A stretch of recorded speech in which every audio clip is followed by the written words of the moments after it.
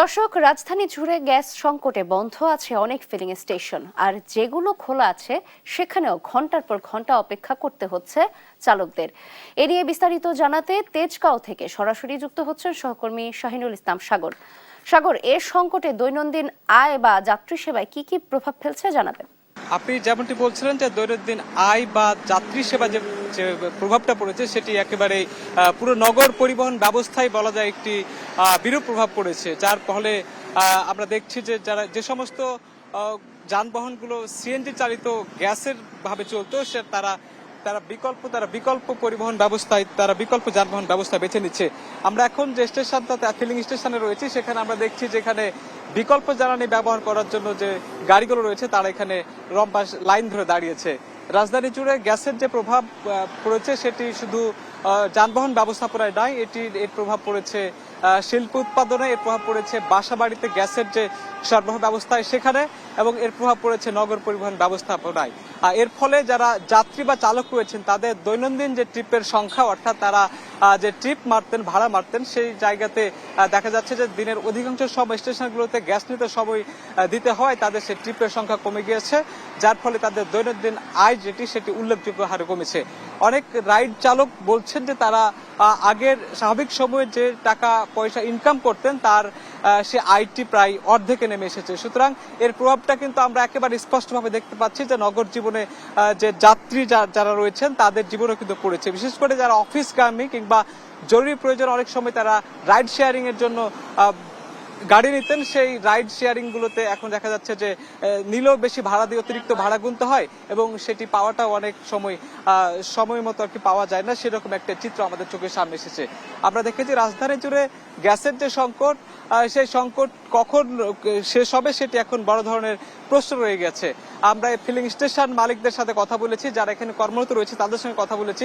তারা বলছেন যে তাদের দৈনন্দিন যে আয়, অর্থাৎ প্রত্যেকদিন তারা যে গ্যাস বিক্রি করতেন, সিএনজি বিক্রি করতেন, সেখানে আগে যদি সেটি 3 লাখ টাকার বিক্রি করে থাকতেন, সেটি এখন বর্তমানে 1 লাখ টাকার ঘরে নেমে এসেছে। সুতরাং তাদের সে আয়টাও কমে গেছে। এর ফলে দেখা যাচ্ছে তাদের গ্যাস স্টেশনগুলোতে যে বৈদ্যুতিক বিল আসে সেটির পরিমাণ আগের মতো রয়ে থাকলেও তাদের আয় ইনকাম কমে গেছে, অর্থাৎ উপার্জন কমে যাওয়ায় তারা কিন্তু বাড়তি ক্ষতির মুখে পড়ছে। অন্যদিকে গ্যাসের চাপ কম থাকায় যে ফিলিং স্টেশনগুলো রয়েছে সেখানে বারবার মেশিন রিস্টার্ট দেওয়া হয়, এর ফলে আমরা দেখতে পাচ্ছি যে তারা সেই দিক থেকে লোকসান হচ্ছেন, এবং তারা বলছেন যে এটি আরো বেশি দীর্ঘ হলে তাদের জীবনে বড় ধরনের ক্ষতির মুখে পড়বেন বলে তারা আশঙ্কা করছেন।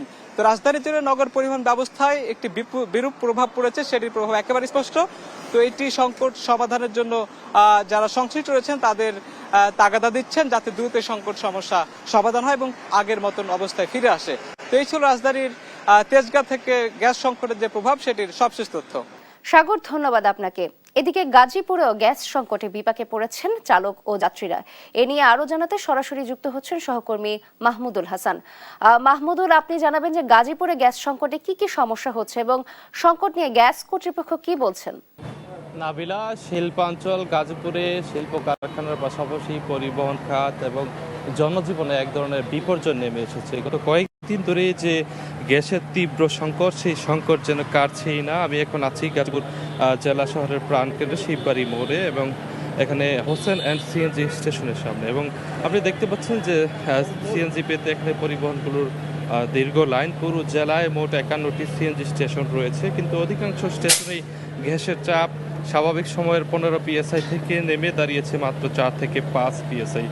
ঘন্টার পর ঘন্টা লাইনে দাঁড়িয়ে থেকেও গ্যাস না পেয়ে খালি হাতে ফিরতে হচ্ছে চালকদের। তবে সবচেয়ে বড় আঘাতটি এসেছে শিল্প খাতে। তিতাস গ্যাসের তথ্য অনুযায়ী দৈনিক চাহিদা গাজীপুরে 590 মিলিয়ন ঘনফুট, বর্তমান সরবরাহ মাত্র 360 মিলিয়ন ঘনফুট, এবং দৈনিক ঘাটতি প্রায় 230 মিলিয়ন ঘনফুট।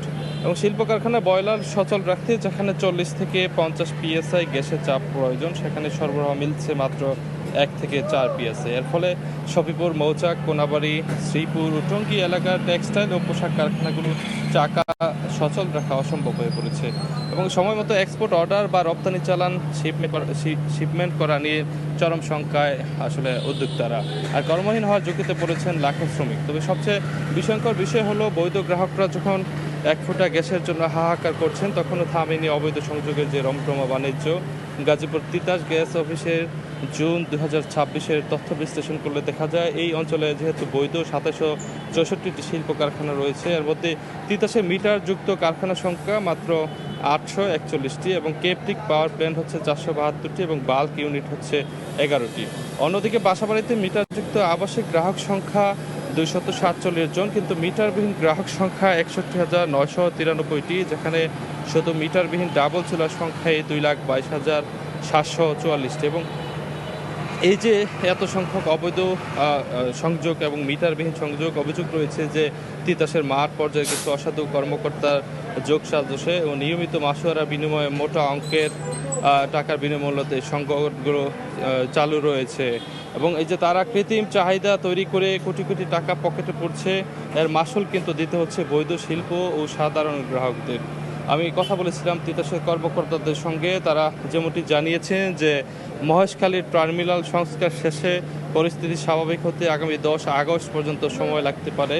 তবে সাধারণ মানুষ ও কারখানার মালিকদের প্রশ্ন একটাই যে 10 আগস্টের মধ্যে সরবরাহ বাড়লে অবৈধ সংযোগের এই অসাধু সিন্ডিকেট ও অসাধু কর্মকর্তাদের দৌরাত্ম্য বন্ধ না হলে গাজীপুরবাসী কি দীর্ঘমেয়াদী মুক্তি পাবে কিনা।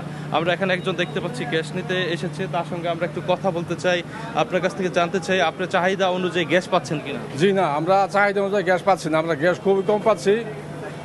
যেখানে 300 টাকার গ্যাস ঢুকার কথা, এখানে ঢুকে 150 টাকার, 50 টাকার, 100 টাকার, এরকম অবস্থা। আমাদের সংসার চলে না এইভাবে গ্যাস গাড়ি চালায়।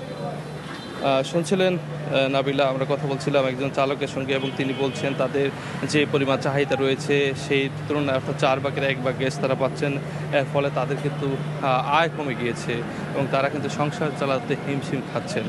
যেমনটি বলছিলাম যে যেহেতু শিল্পনগরী গাজীপুর, এই শিল্প নগরীর পাশাপাশি এখানে যেহেতু সিএনজি সহ পরিবহন চলে থাকে গ্যাসের মাধ্যমে, আমরা আরেকজন চালকের সঙ্গে কথা বলতে চাই, আপনার কাছ থেকে জানতে চাই আপনি পর্যাপ্ত গ্যাস পাচ্ছেন কিনা। আপনার অভিযোগ রয়েছে গ্যাস পাচ্ছি না, যে গ্যাস টেমে একবার মনে করেন গাড়ি চালাইতে পারি না, আববেলা গাড়ি চালে 2 সিঙ্গেল 3 সিঙ্গেল মালে মনে করেন গ্যাস শেষ হয়ে থাকা এই অবস্থা। মনে করেন এই যে গাড়ি মনে করেন 2 ঘন্টা জাম ফেলে নিবন তো মনে করেন আইসে অনেক গ্যাস লিয়ে যাইবো, মনে করেন 3 সিঙ্গেল 4 সিঙ্গেল মারতাম, এরপরে মনে করেন আর মারতে পারি না।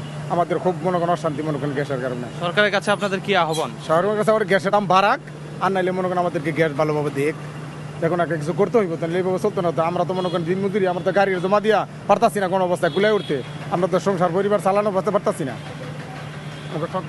শুনছিলেন নাবিলা যে একজন সিএনজি চালকের সঙ্গে আমি কথা বলছিলাম এবং তিনি যেমনটি বলছেন যে এখানকার তাদের যে চাহিদা সেই অনুযায়ী পাচ্ছেন না, যার ফলে তারা দিনের বেশিরভাগ সময় গ্যাস নিতে সিএনজি পাম্পে এসে অপেক্ষা করতে হচ্ছে এবং তারা কিন্তু ক্ষোভ প্রকাশ করছেন এবং সরকারের কাছে বলছেন যে যেহেতু গ্যাস সংকট রয়েছে, প্রয়োজনে গ্যাসের দাম যেন বাড়িয়ে দেওয়া হয়, তবে যেন তাদের যে চাহিদা এবং যে সংকট, এই সংকট যেন নিরসন করা হয়। তো গাজীপুর থেকে এই ছিল আমার কাছে সবশেষ তথ্য। নাবিলা।